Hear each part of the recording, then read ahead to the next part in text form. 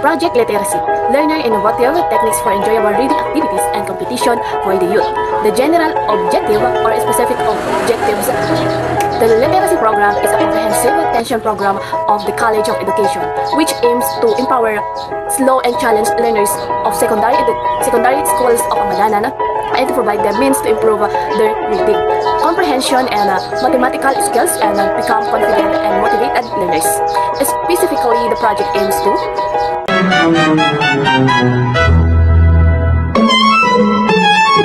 I'm Margie Crisostomo from Bachelor of Secondary Education. My tutor's name is Prixier Adrian A. Daguro. He is already 12 years old, grade 6 student from Patpat Amadanan, Isabela. I'm Ingrid Divina. My tutor's name is Diana Asuncion. She is a grade 7 student from Adulta, Isabela. I am Abigail Grace Norton from Bachelor of Secondary Education. A tutor of a 12-year-old boy and a grade 6 student named Adrian Maman.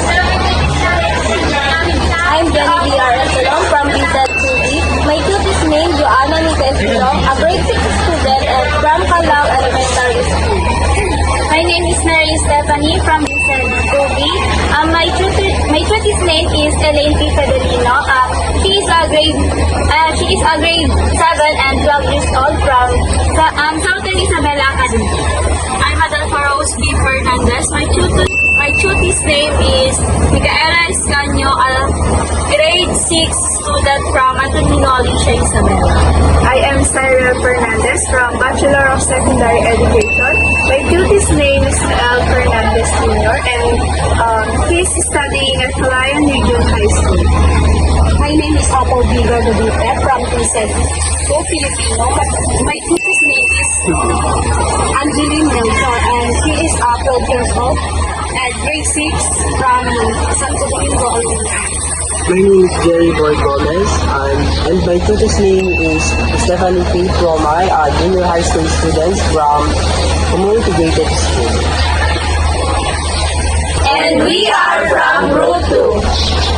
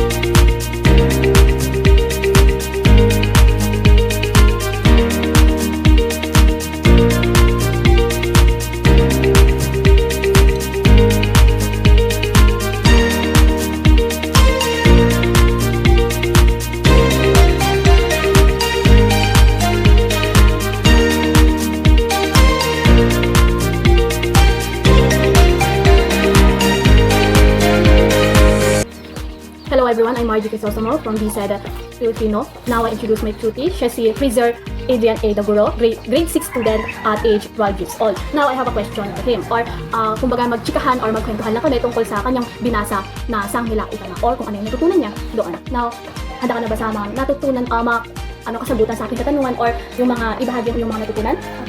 Pakilala sa boses para may bigla. Ngayon, ang unang katanungan ko, ano yung mas tumatak o natutunan mo sa binasang kwento?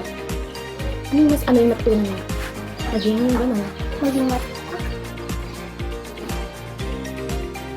Hindi tayo mo.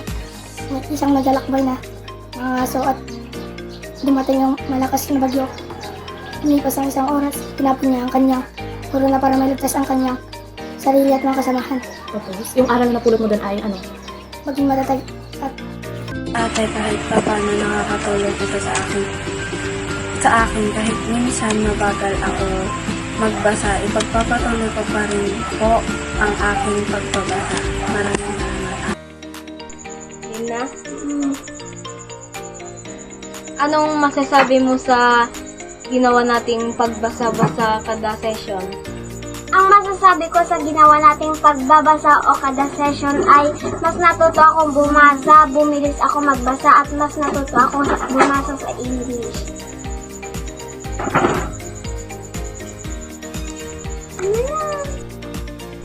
Thank you dahil mas natuto akong bumasa ng mabilis, mas natuto pa talaga ako sa English, yun lang. Thank you, ate, dahil kahit mabagal man po ako magbasa, tinuruan mo pa rin po ako at may natutunan po ako sa pagbabasa.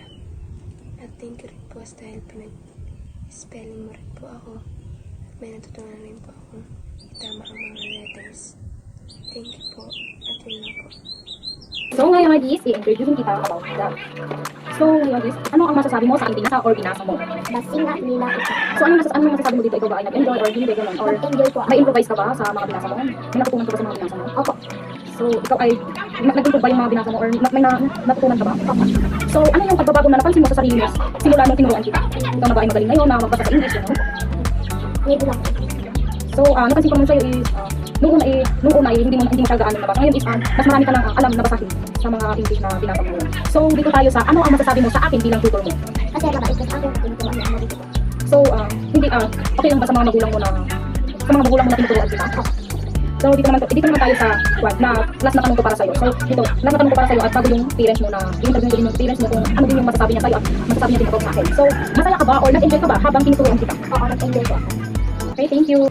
Sa nakalipas nating pagbabasa or sa mga session natin, ano yung mga napansin mo sa iyong sarili or anong masasabi mo? Thank you dahil mas lumalim yung pag-comprehend ko sa isang kwento.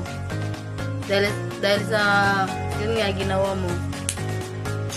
Bilang naging tutor mo na umabot tayo sa 7 session, ano yung masasabi mo sa akin bilang naging guro mo? Thank you dahil sa pamamagitan ng pagpapabasa mo sa akin, yun nga lumalim yung pag-comprehend ko sa isang kwento. Then parang mas na-develop ko yung sarili ko sa pagbabasa.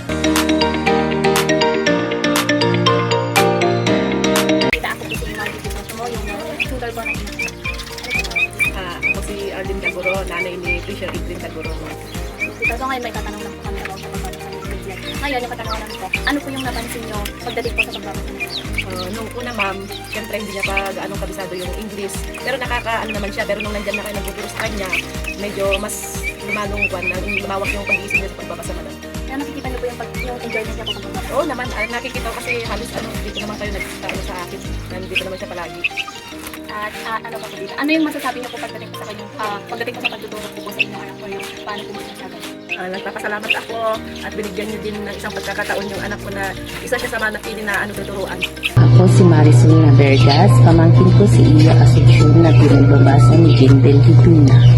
Nakakatulong ang kanyang pagbabasa kahit papaano. Oo, ito ay nagkaroon ng kanyang pag-unlad dahil sa kanyang pag-iisip at kanyang kakayahan. Merong nagbago sa kanyang pagbabasa ng sa mga malalalim na salita at napabilis nito ang pagbabasa ng aking pamangkin.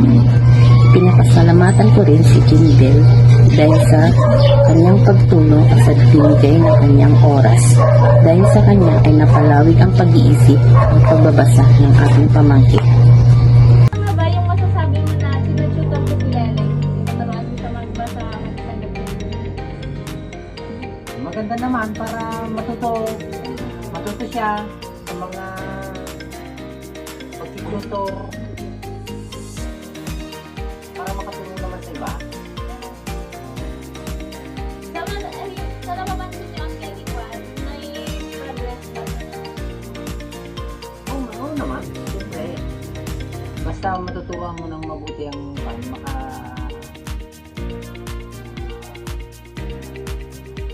progress rin ng kanyang pagtuturo ng kanya para makatulong din sa iba. Yan. Ang pagtuturo. Sa mga nakalipas po dito sa mga moment sa mga nakalipas pagbabago o pagbabosa, daraan ng pag-aaral ninyo.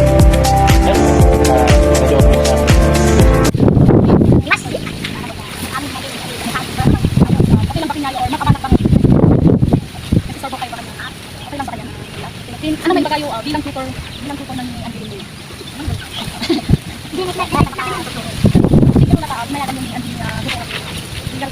Kung masasabi nyo sa ginawa po namin at pagkakaroon ng session po sa pagbabasa ng anak nyo po.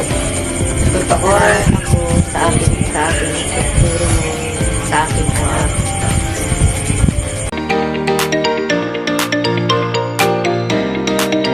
Nagpapasalamat ako at binigyan niyo din ng isang pagkakataon yung anak ko na isa siya sa mga napili na tuturuan na magbasa sa inyo. Maraming salamat, ma'am. Nagpapasalamat ako sa inyong pagtututor ng aking pamangkin. Naging malaking tulong ito upang mas ma-enhance pa natin yung mga skills sa pag-aaral, pagbabasa at pakikinig. So, may marami na tulungan at katuruan. Maraming salamat. Ito na din sa iyong group na nagkagad sa inyo. Tumutulong sa inyo sa bawat kawan. Maraming salamat. Name is Apple B. Gargabite from BSED 2 Filipino.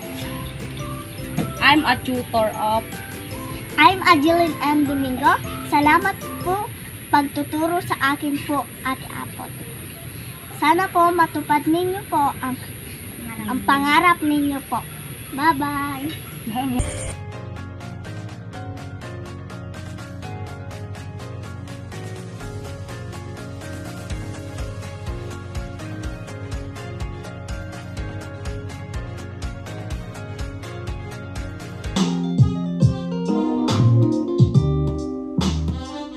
Throughout my tutoring experience, I've discovered many things, especially about my student, Frazier Adrian A. Daguro, a grade 12-old, grade 6 student from Patpat, Angadanan, Isabela.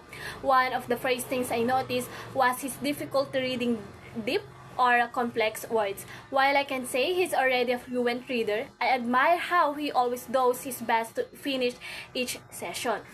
Every time we have a reading session, he never hesitate or show fear because he knows I'm here to help him. I truly admire the confidence he shows in our session. One of his challenges is remembering or recalling the details of the story we read, especially since they are in English, a language that's naturally more difficult for him to understand. He does fairly well with reading itself, but comprehension and retention are areas they struggles with. There was a time then when I asked him to write down what the learned or remembered from the story instead of answering on that spot. I had initially planned to do an impromptu recitation, but I realized he found it hard to recall the story, so I adjusted and use written as a way for him to better express and organize his thoughts. Overall, I consider it a great honor to be his tutor. I can clearly see his determination to learn despite the increasing difficulty of the activities I give him. His perseverance is truly admirable and show that he has the will and commitment to improve no matter the challenge. So I remember when we first started, Ian struggled with reading. She was so shy and hard to communicate with me, and it was also slow and difficult for her to read. She also had difficulty recognizing punctuation marks such as period, commas, etc. Sometimes I could see the signs of challenge on her face, but as time went on, her progress was remarkable. Gradually, her reading speed increased a little bit, but she began to... My experience teaching my tutor to read a story was meaningful and educational, not only for him, but also for me as a tutor. As we read the story, I saw how he gradually became more confident in his abilities. At first, there was hesitation and confusion over some words, but with the help of guidance, repetition, and understanding the context of the story, the flow and meaning of what was being read became clear to him. I also learned to be more sensitive to his needs, when to stop, explain, or give him praise to maintain his interest and learning. As a tutor, I have proven that teaching reading is not just about simply teaching letters and words, but also a process of inspiring, building self-confidence, and opening the way to a broader understanding of the world. With each page of the story, I'm able to show maturity, the importance of reading as a tool for learning and imagination. In the end, our session was not only an opportunity to improve his reading skills, but also an opportunity for me to better embrace my role as a future educator. Observant, caring, and willing to help at every step of a student's development. Good afternoon, ma'am. I'm Genevieve Arastelan from BSED 2B, and this is my reflection to my tutor, Joanna Miguel Stilong, a grade 6 student. In every session, my tutor entitled The Singa, with some difficulty, struggling with pronunciation and to read but not totally fast, and that's the reason why she didn't know how to use our punctuation marks. In this activity, naranasan ko po yung hirap ng isang guro na kung saan kailangan niya po pong kumbinsihin o utuhin ang isang bata para lamang siya ay magbasa. This experience taught me the importance of patience and understanding in teaching learning. And that's my reflection po as a tutor of a grade 6 student. Ang natutunan ko dito ay marami dahil napakaganda pala magturo ng isang bata at magkaroon siya ng knowledge ng dahil sa'yo. At napakasarap sa damdamin na makakita ng isang bata na natututo dahil sa'yo at dahil tinuturoan mo siya. At dito naman ay mas napalalim yung aming samahan ng bata dahil aking tinuturoan, and also kahit na busy siya at malayo ay gusto niya pa rin itong ginagawa, ang pagbabasa. At nakikita ko talaga na willing siya na mag-gain pa ng knowledge. Reflection of my tutor's reading journey has been marked by significant progress and notable challenges. Initially, shy, struggle with fluency, limited comprehension. However, with consistent practice and determination to learn, I have seen improvements in reading speed, vocabulary acquisition, comprehension skills, and he has been able to confidently read aloud. Struggle with correctly identifying the main idea in a complex paragraph. Areas that still need attention include phonics skills, decoding multi-syllable words, understanding complex sentence structure. His engagement with reading materials has varied. He shows greater enthusiasm for I have retitled The Singa, with its associated lessons, fictional stories, non-fiction articles on a specific topic. To further improve his reading skills, I plan to include more interactive activities, introduce a variety of reading materials focused on vocabulary building through contextual cues.